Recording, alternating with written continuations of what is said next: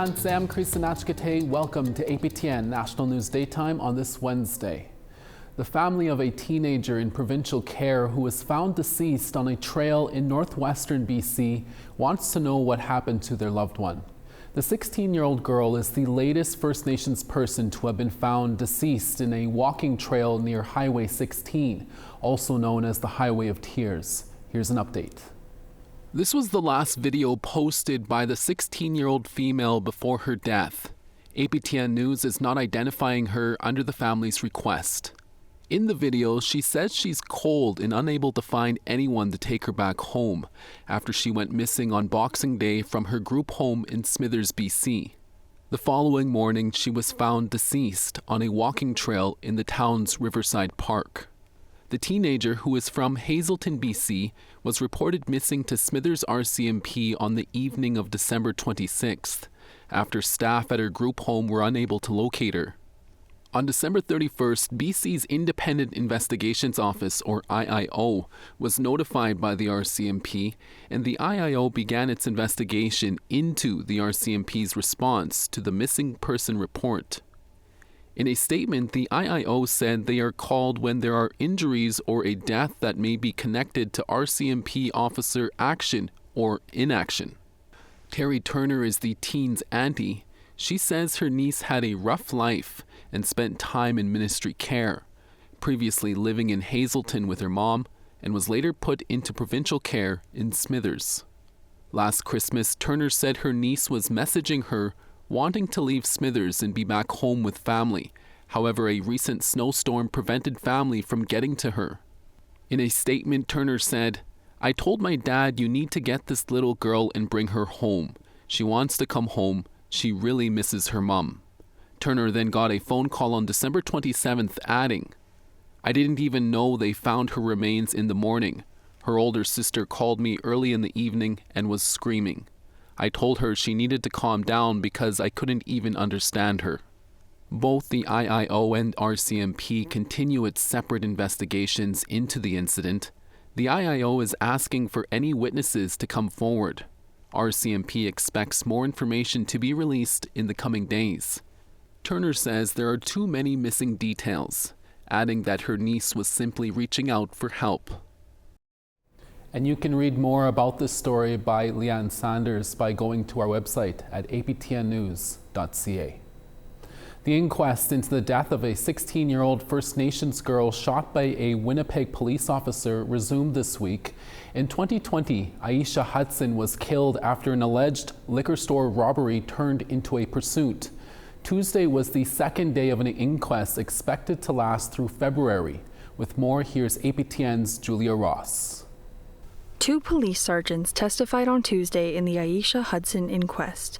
They were both on the scene when the 16-year-old was shot on April 8, 2020. Sergeants Dustin Drager and Jeff Vincent were both constables at the time. On the stand, both said they were in pursuit of the vehicle that Aisha had been driving. An agreed statement of facts read aloud said that on April 8, 2020 at 5:21 p.m., Winnipeg Police Services received a call that a liquor mart had been robbed by a group of Indigenous youth aged 15 to 18, and a threat to stab a security guard was included. No one was physically assaulted and weapons were not seen during the robbery. On the stand, Drager and Vincent were questioned on why they continued the pursuit and what they were basing their assessments of safety on. Both testified that they assessed the need to apprehend versus the risk to public multiple times. Drager says he believes there is no training specific to police officers interacting with Indigenous youth. Both testified that risk to public was low, and that because of the COVID-19 pandemic, traffic was minimal and there were no pedestrians in sight during pursuit. The inquest aims to examine Hudson's life, social context, use of force, and consideration of her Manitoba Advocate for Children and Youth, or MACY, report, and how they relate to her death and preventing similar tragedies in the future. Aisha was a member of the Barons River First Nation in northeast Manitoba. Her inquest continues throughout the month. Julia Ross, APTN National News, Winnipeg. Numbers from Statistics Canada show Indigenous adults continue to be overrepresented when it comes to being incarcerated in Canada. Some Indigenous leaders say working on ways to prevent people of being repeat offenders would help stop that cycle. CTV's Jacob Carr has more. Indigenous adults in Saskatchewan are incarcerated at the highest rate in the country compared to non-Indigenous people in the province, according to the latest numbers from Statistics Canada. FSIN Vice Chief Craig McCallum says it all starts with the systems in place for Indigenous youth in the province. There's around 950 youth that are out on community sentences or bail right now in Saskatchewan. And I think about those youth and what sort of rehabilitation are they getting right now? He says Indigenous youth in the justice system need access to therapy, counseling, addiction treatment, and cultural programming. And the Saskatchewan stats among Indigenous adults in jail back up his thoughts. In the province, Indigenous adults are incarcerated at a rate 19.4 times higher than non-Indigenous adults. The next highest province out of the 6 that provided data is Alberta at 10.2 times higher. The bad news is that these stats are real and they're getting worse. The good news is there's also a lot of good work being done, particularly by Indigenous organizations, Indigenous communities, Indigenous families, and Indigenous individuals that are helping to change these trends. Those organizations, according to McCallum, include the FSIN. He harkens back to the correlation between Indigenous youth offenders leading to a higher rate of Indigenous adults being incarcerated. We're trying to come up with a better strategy, a better way of helping these young people heal. It's going to come down to, again, the will. Do people actually want to change these systems? Are they serious about it? McCallum says progress has been slow, but he is hopeful for the future as the FSIN sits down and has conversations with the provincial government and other Indigenous organizations. Jacob Carr, CTV News, Regina. Now to British Columbia, where a recent court judgment to keep fish farms from getting licenses on the Discovery Islands is being welcomed by those that say they are dangerous for wild salmon. APTN's Tina House has this story.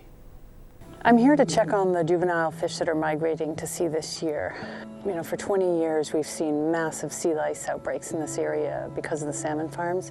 Marine biologist Alexandra Morton has dedicated her life to saving wild salmon. She has worked extensively alongside many Indigenous communities in BC to help save the wild salmon population from what she says is a direct link from salmon farms. In 2023, then Federal Minister of Fisheries and Oceans, Joyce Murray, did not renew aquaculture licenses to Maui, a Norwegian fish farm company. They appealed, and on January the 29th, 2026, the Federal Court of Appeal dismissed the appeal from Maui from operating near the Discovery Islands, located just off the coast of southern Vancouver Island. It's fantastic that the court said that the minister can use science that's outside of DFO. And all of us are watching these wild salmon rebound where the farms have been removed. And so this just means that the trend of increasing salmon in British Columbia has a chance to continue in the Fraser. And we're hoping that, we'll get to see salmon farms removed from other parts of the coast. Morton says that in 2020, she went to the Discovery Islands to look at the health of juvenile wild salmon, and the samples she collected showed extensive sea lice. The danger is pathogens. The farms are breaking all the natural laws, and so sea lice and viruses and bacteria are breeding in these farms. And there's been a lot of suppression around this science that's showing impact, but there's a lot of brave scientists at Canadian universities and within DFO, Pacific Salmon Foundation, that are showing that the impact of these farms is significant. Chief Bob Chamberlain is the chair of the Wild Salmon Alliance. He is very happy with the court's decision, but urges the federal government to do even more. There has been a long-standing call for an independent science panel to do this kind of work. And it's time that we do that, and that we see the Prime Minister make a comment and come forward and explain to Canadians that he's going to do the right thing for wild salmon in British Columbia. We reached out to Maui for comment, but did not hear back by the time this story went to air.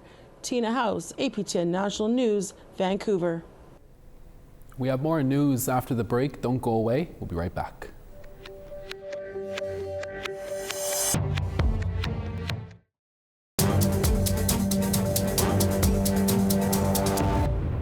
Welcome back. The Northwest Territories is turning up the heat on renewable energy sources in an effort to reduce greenhouse gas emissions and lower utility bills. As APTN's Charlotte Moore Jacobs explains, sustainability starts in the classroom. These are the heavyweights of renewable heat, and here are the Northerners looking to operate them. Or is it you have to get in there really? They're part of a training course intended for operators and facility managers with experience in commercial systems, who are looking to extend their knowledge on how to safely and efficiently run heating plants powered by biomass boilers. Like Sheldon Farsi from Digagotne, Fort Providence. There's quite a bit of maintenance that goes into these systems and what really has to be looked at. And especially in these remote communities that really need it. We've been getting a lot of people from the south, and it'd be good to get local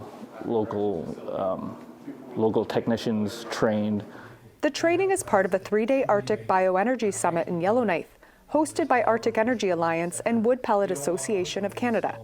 Further north, there's less familiarity with wood as a fuel source and wood as a heat source. Industry leaders say to grow the sector, focus needs to shift on upfront capital costs of systems to long-term community benefits. Going as far as calling the NWT the Saudi Arabia of forests, with enough fuel to responsibly run chip boilers to heat every home and business. Executive Director of the Arctic Energy Alliance, Mark Hike, says the North has been working with biomass for space heating and wood pellets for the last 2 decades, and there's extraordinary potential for climate mitigation. We're facing increasing threats from wildfires, and we're trying to build up community resilience. Fire smarting around our communities is a really important piece of that, but it's also something that will harvest a fuel that we can use to actually produce energy with. Why is it important to have a regular schedule for cleaning your boiler tubes? Trainer David Dubois says for bioenergy to be viable, building capacity is essential. They're used to operating an oil boiler or they're used to operating a wood stove. There's a layer of automation that these have in order to make them operate efficiently and effectively.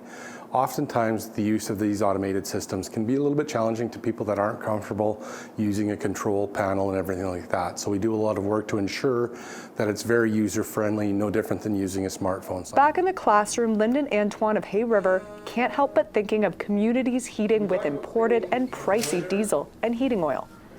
He sees biomass as a homegrown answer to high energy costs and investment in local economy. To save money for sure, and they use that money elsewhere, right, as possible. So, for funding, and they can make use of it for the youth or the seniors or, Arctic Energy Alliance says based on demand, they hope to offer routine training starting later this year. Charlotte Moore Jacobs, APTN National News, Yellowknife. The Northern Ontario School of Medicine has received a major donation supporting Indigenous health.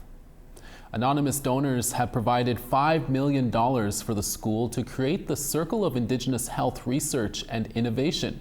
The Circle will provide space for Indigenous-led research, education, and advocacy. It will be run through the University Centre for Health Equity and bring together Indigenous health organizations, elders, community leaders, along with other partners. People are still talking about the Grammys from over the weekend, including the remarks made by Billie Eilish. No one is illegal on stolen land. On Sunday, after winning Song of the Year for her single Wildflower, Eilish used her acceptance speech to speak out against the United States Customs Enforcement Agency, or ICE. She was referring to the civil unrest in Minnesota caused by ICE and urged people to continue to speak out and protest. The Tongva tribe, whose original land covers much of Los Angeles, including Malibu, where Eilish lives, said they appreciate her efforts to spotlight Indigenous history, but they asked that she highlight their nation directly when talking about the subject. The Tongva are not recognized by the United States. They have been advocating for recognition for decades. In a statement, the Tongva tribe told the Daily Mail, "It is our hope that in future discussions, the tribe can explicitly be referenced to ensure the public understands that the greater Los Angeles basin remains Gabrieliano Tongva territory. Eilish has not contacted our tribe directly regarding her property. We do value the instance when public figures provide visibility to the true history of this country. We now want to tell you about this week's new web poll question. Over on the website, we ask, does your community have a school lunch program? You can answer yes, no, or unsure. Go to our website at aptnnews.ca to have your say. Coming up next, we have a unique sit-down interview with Canadian Senator Michelle Audette. Don't go away.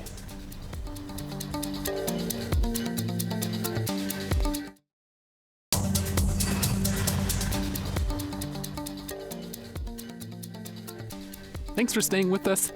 Fredericton -8, Charlottetown -2. Cartwright -9, Nain -13. St. Jovite -6, Montreal -6. Sunny in Toronto at -8, Peterborough, flurries and -9. Sudbury -14, Sioux Lookout -11. Churchill -30, Norway House -13. Winnipeg -9, Gimli -11. North Battleford +1, Regina -1. 2 in Buffalo Narrows, Uranium City -9. Cloudy in Peace River at 1, Fort McMurray 0. 16 in Lethbridge, Medicine Hat 11. 15 in Tofino, Vancouver cloudy and 12. Dees Lake +1, Smithers +4. -32 in Old Crow, Mayo -12. -19 in Yellowknife, Wati -20. Colville Lake -34, sunny in Deline at -18. -30 in Cambridge Bay, Baker Lake -23. In Iqaluit -31, Agulik -34. During Ottawa's parliamentary break, Nouvelle Nationale's host Kim Sullivan was welcomed into the home of Senator Michelle Audette for a little chat around the beating mat. Here is part of that interview.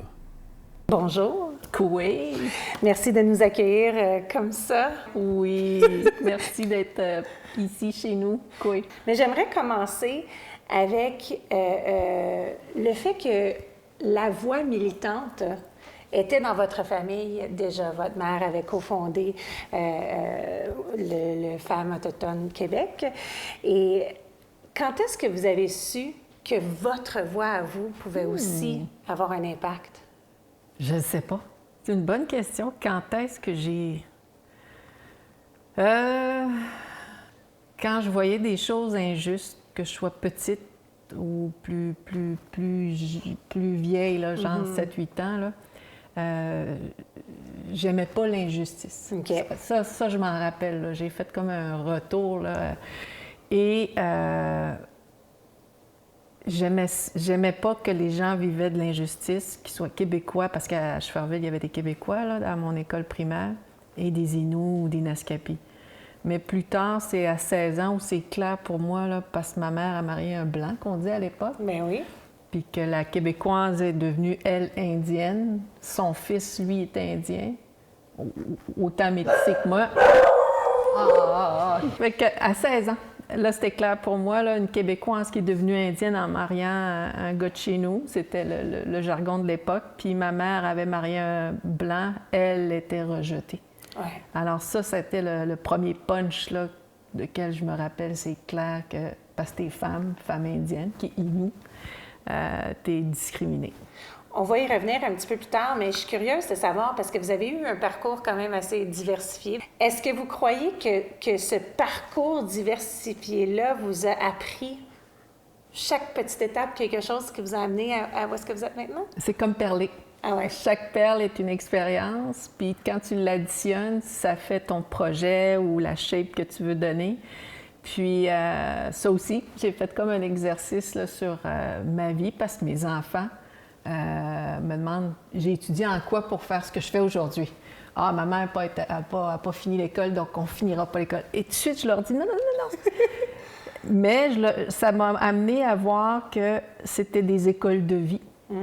Puis le cinéma, là, ça me dérangeait de voir, même si je l'apprécie puis elle est bonne, là, Orsini faire Chiaoué, descendante italienne, je pense. Ben oui.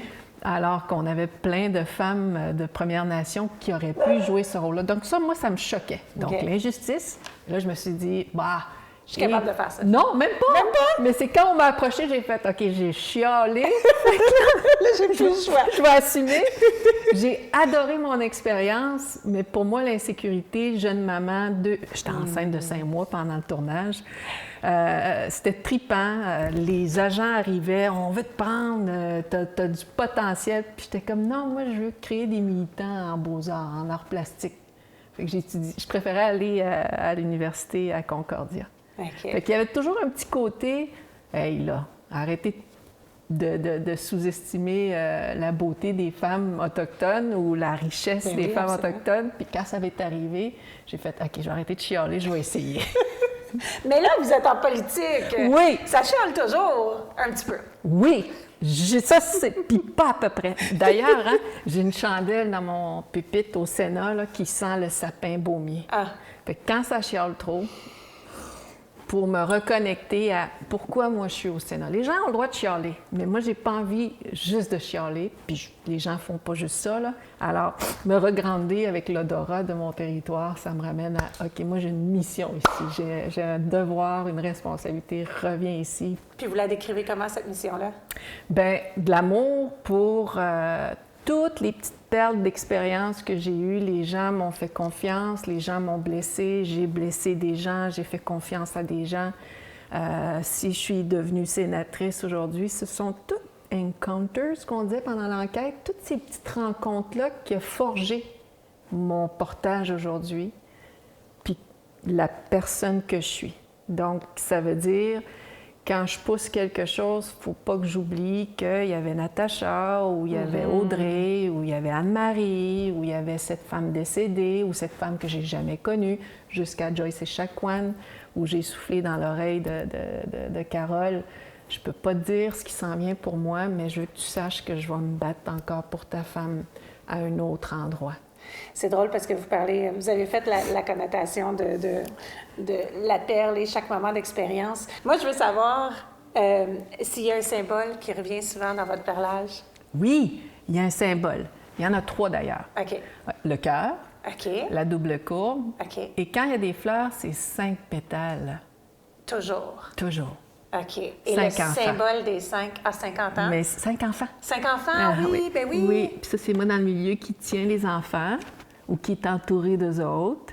Puis après ça, ben il y a mes petites filles qui sont arrivées. Fait que les petits cœurs embarquent. Bien, merci.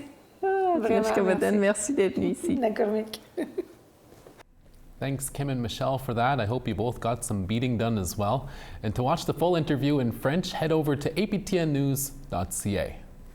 And that's your daytime newscast for this Wednesday. We're back again in a few hours for your evening newscast. Please join us then. Miigwech, masicho, hi hi. Thank you for watching. We'll see you again. Ekse.